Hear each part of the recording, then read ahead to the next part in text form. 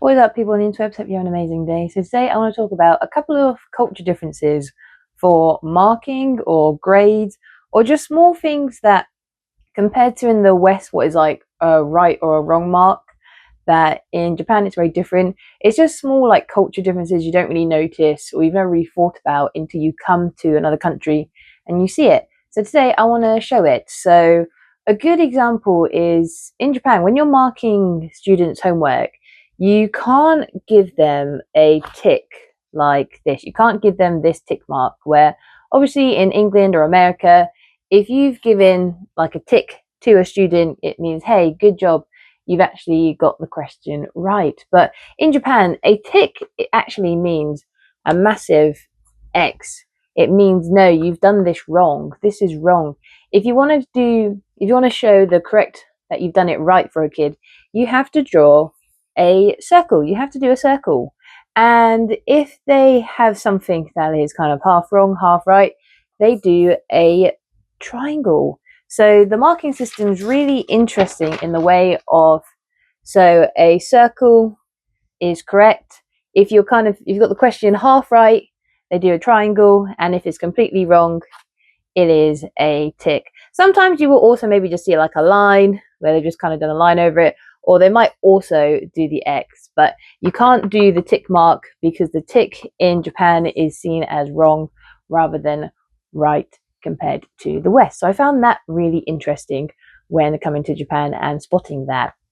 Another one I find also really interesting is if the kids have got something all right, they've got like 100%, they will get this really cool flower stamp, which I'm going to draw right now.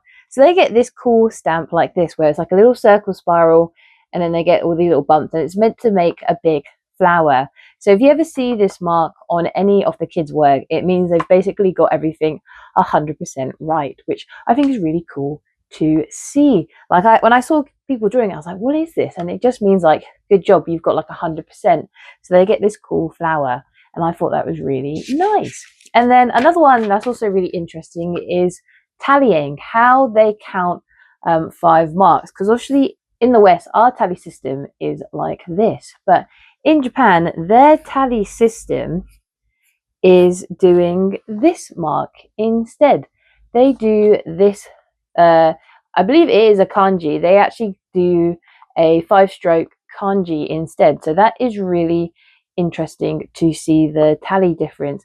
And I know other countries have different ways to tally as well, but I found that really interesting when coming, and the kids are also shocked when I'm doing tallying for 5 points because I'm doing these lines, and they're like, oh wow, like it's not this tally mark, it's this one instead. So I thought that was really interesting, seeing these small little nuances you don't really notice until you come to another country, and then you go, oh, they do it differently compared to my hometown.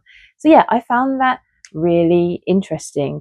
And that is today's video today. It's a very short and quick one, but those are just some small differences I noticed with coming to Japan and how marking is done. So super, super interesting.